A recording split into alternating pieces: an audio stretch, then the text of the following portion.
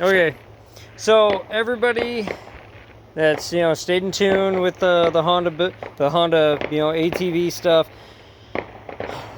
that on Monday it's going to be I'll be able to fire it up because I get my gasket, put my oil in it and all that stuff and ride it around. So today I went out and I bought a new project. This is a 1988, stupid bug,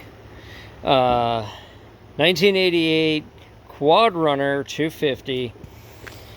When I got it, it had the carburetor, but the carburetor is missing some parts.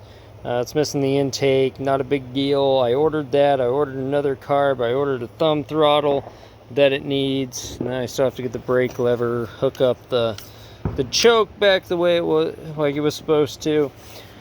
So I get it home, I hook some power up to it, and I have no spark. And then I start checking all the wires. I check the stator wires on the other side, like where they plug into here and they go to the other side into the CDI box. And I was getting some pretty low readings out of it. And I was kind of leery about buying it. I went back and forth. So, of course, I bring it home and I start checking, and I come over to this side and I realize this thing is just chock full of oil. Like, seriously, there was a pool of oil in here and in here. I don't understand how it got there.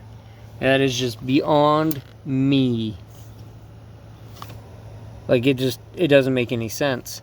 The only thing I can think of is somebody actually, like, somehow spilt it. I don't know. But it has spark, and if I spray starting fluid into there, I can get it to go poof, poof, poof. The start button did not work, and that's because of this guy right here. This neutral safety switch. I think the switch right here is bad, but I'm not 100% sure. But I can come over here and I can ground this out, and then my button will work. So from what I know about Suzuki's and why I took a chance on this one, it's very rare, even though I was getting the low readings that I was, it's very rare that the stators go out or the CDI boxes. So I'm like, $200, let's go for it. If I can't get it to work, then I can build something else out of it. So I found this. It's a ground wire. I pulled it apart, and the little tab in there was just corroded as hell. It had soot on it. I mean, this wire is, it's melted. You can see that stuff right there.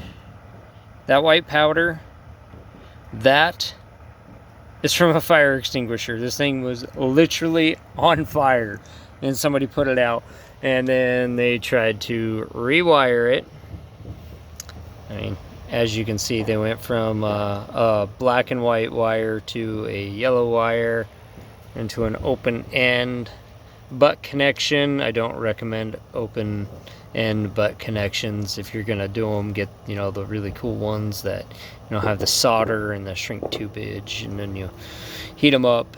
Those are the ones I recommend to use. This wire right here will be clipped off and capped, and like I said, this one will be grounded, and then my start button will work. I'm gonna try to find an original headlight for it. The plastics aren't too bad. And right here, here's another good example. Look at that. That wire is just, it's really hard. You can tell that it was on fire. And you can see all the crap and schmutz on it. But this is the type of stuff that I like to get.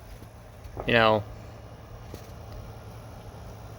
like to get stuff with wiring problems. I don't know what it is. I find it a challenge most of the time, but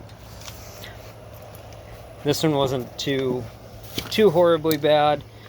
So I tested the coil out on the Honda and got spark out of the coil. I went down, I bought a new spark plug for it, put the spark plug in, and like I said, now she goes poof poof. when I go to start it. So sometime next week, I think the 9th, we'll have my intake. I will have my other carburetor, and I'm going to put the carburetor that came with this back on it because it is extremely clean. And then I need to run all the vent hoses back to where they go up into the box, and I'll probably end up fixing this little air tube. I'll fix it, put something over it, plug that hole up. And then I have the connector. I actually have the connector somewhere around here. It probably fell on the ground. I'm just not going to look for it right now. But yeah, so that's the project. Because I knew the Honda was going to get done. I know the Honda's a runner, so picked up the Suzuki Quadrunner 250 two-wheel drive. It's a runner. And then later on I'll go and pick up the Can-Am. And the Can-Am's pretty much straightforward. I already know what's wrong with it. The little connectors, somebody cut all the wires off the back, so I'll pull those little connectors out and hook them up one by one. Not that big of a deal. I can't pass these things up for 250 bucks. I can't do it. I can't let them go. Oh, and I'm going to order a new ignition because that one right there, I had to break to get the key to turn. I got it to turn once and then it wouldn't go back. So it's not the exact key that is for that ignition, but I'll just order a new one. They're like 10-12 bucks. But yeah, so stay tuned and you can see some progress on the Suzuki Quadrunner, hopefully Monday or Tuesday. So I'm hoping, or not Tuesday, Wednesday or Thursday is when all my parts will get here. So by next, oh man, then we're leaving. No, hopefully I'll get to ride this soon.